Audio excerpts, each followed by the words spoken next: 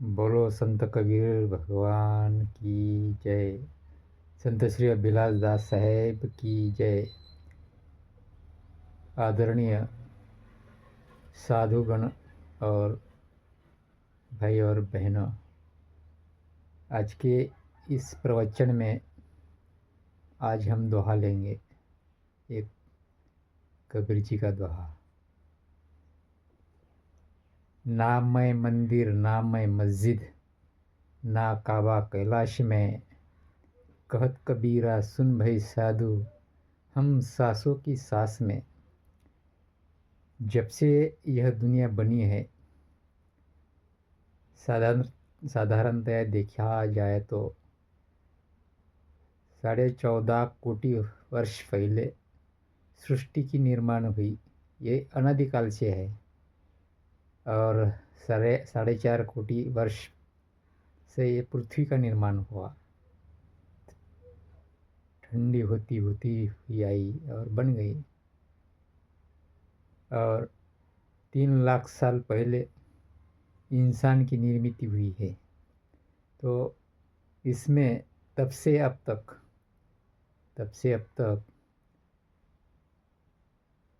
लोग प्राकृतिक आपदा आने पर सोचने लगे, ये क्या है, ये क्यों आती है, कोई तो भी एक ईश्वर करता होगा। अविकसित मानव था, उनको लगा कि अभी ईश्वर की कोई शक्ति होगी आपदा लाने वाली। सामान्य लोगों का काम नहीं, सृष्टि भी कोई ईश्वर ने बनाया होगा। तो ईश्वर की इसमें कोई भूमिका नहीं है और इसके लिए लाखों सालों से इंसान ईश्वर की खोज में चला आ रहा है, ढूंढने के लिए कि कहाँ मिलेगा, किधर मिलेगा, किस दिशा में मिलेगा। तो अभी तक किसी मानव को ईश्वर नहीं मिला, किसी दानव को ईश्वर नहीं मिला। अभी तक प्रयत्न और प्रयास जारी भी है। तो ईश्वर क्या चीज़ है? चीज़ होती तो मिल जाता। ईश्वर चीज़ अगर होती, वस्तु अगर होती तो मिल जाता।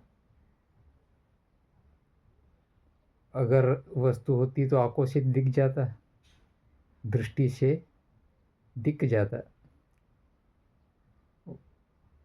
वाणी से समझ में आ जाता, स्पर्श से समझ में आ जाता,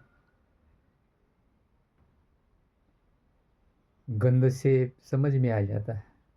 लेकिन ईश्वर ये पंच विश्व से भी समझ में नहीं आया। और शास्त्र कहते हैं कि विषयों से अलग है, पंच विषयों से अलग है। वो पंच विषय में नहीं आने वाला है, यानी कि प्रत्यक्ष प्रमाण नहीं है। इसका मतलब है कि प्रत्यक्ष प्रमाण नहीं है। जो पंच विश्व में नहीं आता है वो प्रत्यक्ष प्रमाण नहीं है और उसका अनुमान भी लगाया नहीं जा सकता कि बाहर कोई है। दुनिया ने इतनी तरक्की कर ली है कि किसी लोग का कोई संशोधन नहीं हुआ है। बाहर असंख्य ताराएं है, आकाशगंगाएं है, चंद्रमा, सूरज असंख्य है। हर ग्रह पर यान भेजे जा रहे हैं, लेकिन किसी लोग का वहाँ अनुभव नहीं हुआ है। ये केवल कल्पनाएं मात्र है। तो इस बाहर अगर हो तो उसका भी कोई प्रमाण नहीं है। ईश्वर अगर देखा जाए कि बाहर है तो बाहर का कोई उसका प्रमाण नहीं है, उसका सबूत नहीं है। अगर पुरातात्विक प्रमाण भी कुछ नहीं मिलता है। उस समय के राजाओं का जो लिखान होता है उसका भी कोई प्रमाण नहीं मिलता उसके लिखान में कि अमुक अमुक देवता ही हुए हैं, कोई प्रमाण नहीं मिलता, तो भी मनुष्य ने एक अपनी सोच बना ली है कि कहाँ तो भी होगा। लाखों साधु सज्जन उस मार्ग से गए, लेकिन उनको साक्षात्कार नहीं हुआ। और जो वास्तव में नहीं है वो साक्षात्कार की वस्तु नहीं है, बाहर से होने वाला साक्षात्कार, बाहर से मिलने वाली वस्तु का मिलना। अगर बाहर से अगर वस्तु मिलती हो तो बिछुड़ने वाली है, उसका साक्षात्कार वो क्षणिक होगा।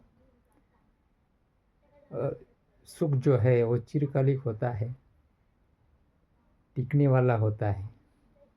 तो पंच विषयों से अगर जाना जाए तो प्रत्यक्ष ज्ञान से ईश्वर का कोई प्रमाण नहीं मिलता, अनुमान से भी प्रमाण नहीं मिलता बाहर, कि बाहर कोई है, किस तरह है, किस जगह है, किस दिशा में है, कब से है, वो वहाँ क्यों था, उसका प्रमाण क्या है। अगर वो था तो उसे किसने बनाया, उसे क्यों बनाया, अगर वो वस्तु है तो, और उसे बनाने वाला कौन है, उसका प्रावधान क्या था। ऐसे असंख्य प्रश्न होते जाएंगे। इसलिए बाहर ईश्वर का होना ये अलग बात है। और कबीर जी ने कहा है, नामय मंदिर, ये ईश्वर मंदिर में भी नहीं है तो है कहाँ। ईश्वर मंदिर में भी नहीं, ना मैं मस्जिद, ना काबा कैलाश में। मैं कैलाश में भी नहीं हूँ, मस्जिद में भी नहीं हूँ, काबा में भी नहीं हूँ, फिर है कहाँ। तो हम तो ढूंढ रहे हैं मंदिरों में, कैलाशों पर, इधर उधर, चर्च में, लेकिन हमें और पहले से भी अब तक किसी को भी ईश्वर का साक्षात्कार नहीं हुआ। किसी ने प्रमाण भी नहीं दिया कि ये ईश्वर है, इसे ईश्वर कहते हैं, ये भगवान है, इसे भगवान कहते हैं। किसी किसी ने भी अभी तक कुछ भी नहीं बताया, और ढूंढने के लिए चले ही जा रहे हैं। किसी दिशा में नहीं मिला, क्योंकि भगवान यह मिलने की चीज़ नहीं है, वस्तु नहीं है, बाजार में मिलने वाली चीज़ नहीं है। ईश्वर का मतलब क्या होता है। ईश्वर, यह लोक में जिस बलबूते पर श्वास चलता है, ई का मतलब इह, श्वर का मतलब श्वास, श्व, और र का मतलब रहने वाला। यह लोग जिसके बलबूते पर चल रहा है श्वास, जिसके अनुभव से होता है आदान प्रदान श्वास का, वही ईश्वर है। वो बाहर खोजने से नहीं मिलेगा, उसे आत्मज्ञान की कसौटी पर देखना पड़ता है। करके कबीर जी ने कहा है, ना मैं मंदिर, ना मैं मस्जिद, ना काबा कैलाश में, कहत कबीरा सुन भई साधु हम सासों की सास में। जिसके सांस सांस से जिसके बलबूते पर सांस चलती है, श्वास उच्छ्वास चलता है, वही उसी भूल ही गए। उसे भूल कर नहीं चलेगा, क्योंकि ईश्वर का बखान जिसने किया है वो जीव है। ईश्वर है, आसमान में है, इधर है, उधर है, पहले बताया किसने, ईश्वर, जीव ने। ईश्वर ने आकर नहीं कहा कि मैं ईश्वर हूँ, ये ग्रंथ मैंने लिखे है, मैंने इसको साक्षात कर दिया है, मेरी पहचान ये है, मेरे इस प्रकार हाथ पांव है, ऐसा कुछ नहीं बताया। जो बताया है तर्क करके कि ऐसा होगा, ईश्वर 8 हाथ पैर वाला होगा, शरीरधारी होगा, ऐसा कल्पना किया है कि इस प्रकार ईश्वर होगा। सामान्य अविकसित मानव वाले, मन वाले, बुद्धि वाले व्यक्ति ने। ईश्वर के बारे में ऐसा बताया कि ऐसा होगा, कल्पनाएं की है। तो इस ब्रह्मांड में दो ही सत्ता काम कर रही है, एक जड़ सत्ता और एक चेतन सत्ता। इन दोनों सत्ता के बगैर तीसरी सत्ता कुछ भी नहीं है, कोई भी नहीं है, कहाँ पर भी नहीं है। ईश्वर की अन्य सत्ता, ये दोनों सत्ता है। और जो जानता है, जो जनवाता है, जो बताता है, जो बतवाता है, वही ईश्वर है, वही ज्ञान है, वही ज्ञान स्वरूप है। और उसे जानने के लिए अच्छे संतों के शरण में जाना पड़ता है। आजकल संतों का, नकली संतों का मेला ही लगा हुआ है। पैसों के बलबूते पर लोगों को आकर्षण करके लोगों की दिशा, लोगों को अवदिशित करके, दिशा से भटकाकर मुख्य दिशा की ओर न ले जाकर उन्हें फंसाकर उनकी हानि कर रहे हैं, नुकसान कर रहे हैं। ऐसा संतों का बहुत मेला चल रहा है। लोगों ने जानना चाहिए कि सच क्या है, परख लेना चाहिए अपने बुद्धि के कसौटी पर, जो बता रहा है वो सच है या झूठ। बुद्धि के कसौटी पर सच परख लेना चाहिए, तभी उनकी प्रगति होगी। बड़े बड़े ऐसे संत जो खुद को संत बताते हैं कि ये इतने मंत्र देना पड़ेगा, 10 मंत्र देना पड़ेगा, तभी आपको परमेश्वर का साक्षात्कार होगा। कोई बताता है 7 मंत्र देना पड़ेगा, कोई 11 मंत्र देना पड़ेगा, ऐसे बताते हैं आपको ईश्वर का साक्षात्कार हो जाएगा। और दान दक्षिणा में अपनी तुमड़ी भर लेते हैं, अपना माया जमा लेते हैं, माया दूर करने की बात बताते हैं, लेकिन अपनी ही माया जमा लेते हैं और उस पे ही पड़े रहते हैं। और जब उन पर सृष्टि के नियम के अनुसार प्रभाव चलता है तो वो बेबस हो जाते हैं, रोने लगते हैं कि हमें बचाओ, हमें छुड़ाओ इस बंदी खाने से। जो दूसरों को बताता है कि हम बंधन से मुक्त करने वाले हैं, लेकिन जब वो बंधन में पड़ जाते हैं तो हमें छोड़ो, बचाओ, ऐसे कहते हैं। ये जान लेना चाहिए भक्त लोगों ने कि किस प्रकार दुनिया में पाखंडी लोग फैले हुए हैं। जान लेना चाहिए। हमें इस भारत को आगे ले जाना है, किसी पाखंडवाद में फंसना नहीं है, अपनी दिशा निश्चित करना है, नए नए संशोधन करने हैं, शोध लगाना है, अच्छी राह पर चलना है। हम सब एक है, सब इंसान इंसान है। मानवता की राह पर चलकर हम आगे इस भारत को ले जाना चाहते हैं।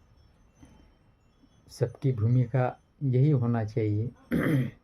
अगर हम यहीं रह गए किसी अंधश्रद्धा में, किसी बुआबाजी पाखंड में, तो हमारा देश कैसा विकसित होगा। तो इसलिए हमें पहचानना होगा, हमें जागरूक होना होगा, हमें सावधान होना होगा कि हमें कोई फंसा रहा तो नहीं है, कोई ठग तो नहीं है, भेष बदल कर बैठा हुआ है आसन पर, उसे जान लेना चाहिए। और सच्चा ज्ञान जो है वो सच है या झूठ, वो बुद्धि के कसौटी पर देखना चाहिए, परखना चाहिए। किसी का भेष देखकर रहना नहीं चाहिए। कबीर जी कहते हैं, भेष देखे मत भूलिए, बुझी लीजिए ज्ञान। भेष देखे मत भूलिए, बुझी लीजिए ज्ञान। बिना कसौटी होत नहीं कंचन की पहचान। कोई जटाधारी है, भगवा वस्त्र धारण किया हुआ है, लेकिन अंदर ज्ञान का कुछ भी नहीं है अंश, और लोग उनकी आरती उपासना कर रहे हैं, तो ऐसा करना नहीं चाहिए। उस किस प्रकार का ज्ञान है, किस प्रकार का रहनी है, उसका रहनी क्या है, उसका ज्ञान क्या है, उसका देश के लिए, समाज के लिए क्या कार्य है, वो देखना चाहिए। केवल पैसा ही, माया ही जमा कर रहा है, दक्षिणा के माध्यम से, देनगियों के माध्यम से, तो वो भी सोचना चाहिए इसके बारे में। तभी भारत देश उन्नत होगा। ऐसे पाखंडियों से सावधान रहना चाहिए और सच्चे जो संत है सनातन धर्म के, उनकी ओर आकृष्ट होना चाहिए। सच्चा मार्ग क्या है? संतों का मार्ग ये सच्चा मार्ग है। संतों ने बतलाया हुआ मार्ग ये सच्चा है, उसी मार्ग से चलना चाहिए। किसी मंत्र, यंत्र, तंत्र आदि से किसी का भला होने वाला नहीं है। किसी के कान फूंकने से किसी का भला होने वाला नहीं है, क्योंकि भला अगर करना हो तो कर्म सुधार करना पड़ता है, कर्मों में सुधार करना पड़ता है।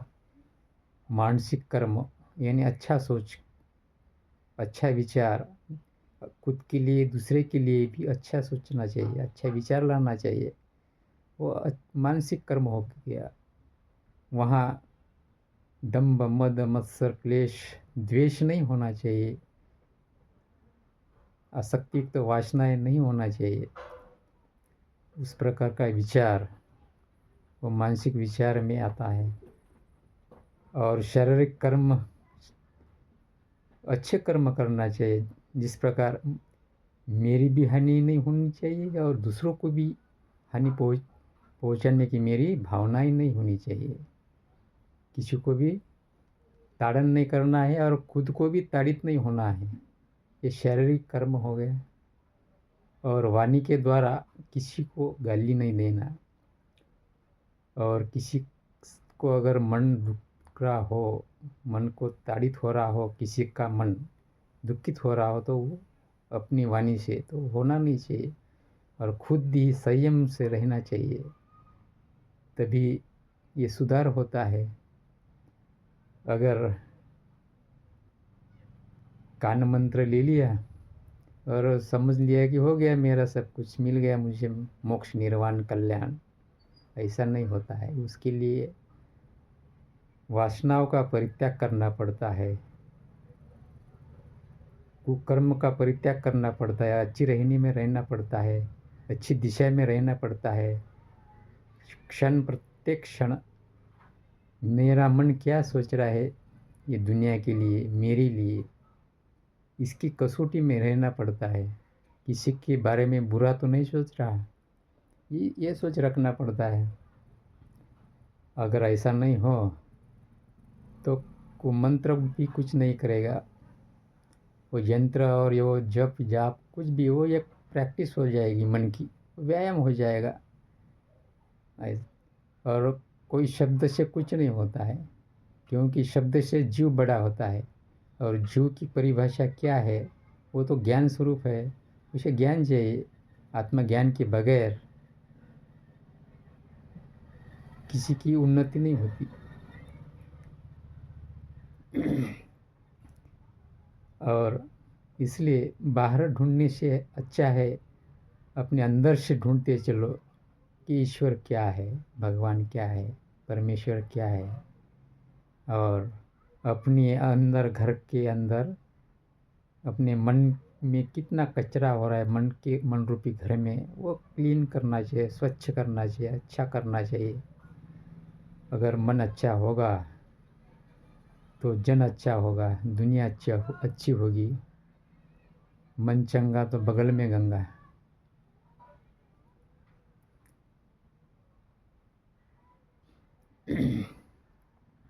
तो इसलिए मन के बर्तन में, अच्छे किए बर्तन में अगर दूध डाला तो वो खराब नहीं होगा, दूध अच्छा रहेगा। अगर मन रूपी बर्तन अगर खराब हो, बासा हो, तो दूध भी खराब हो जाएगा, फटने लग जाएगा। इसलिए मन रूपी बर्तन अच्छा रखो। मन ही ऐसा माध्यम है, आपको बंधन में डालता है और बंधन से मुक्ति दिलाता है। वही आपका मीडिया है, माध्यम है, जानने वाला है, जनवाने वाला है। इसलिए कबीर जी कहते हैं कि बाहर मत ढूंढो, जो तिल माही तेल है, चकमक में है आग। जो तिल माही तेल है, चकमक में है आग। तेरा साई तुझ में है, जाग सके तो जाग। जिस प्रकार तिल में तेल होता है, इस बाहर से देखा जाए तो तिल नहीं दिखता, और पत्थर जो है उसमें आग रहता है। ऐसे बाहर से देखा जाए, फोड़ा कितना भी फोड़ डाला तो उसमें से आग नहीं निकलेगा। जब उससे घर्षण करेगा तो आग निकलेगा। जब तिल को निचोड़ेगा तो उसमें से तेल निकलेगा। जो तिल माही तेल है, चकमक में है आग।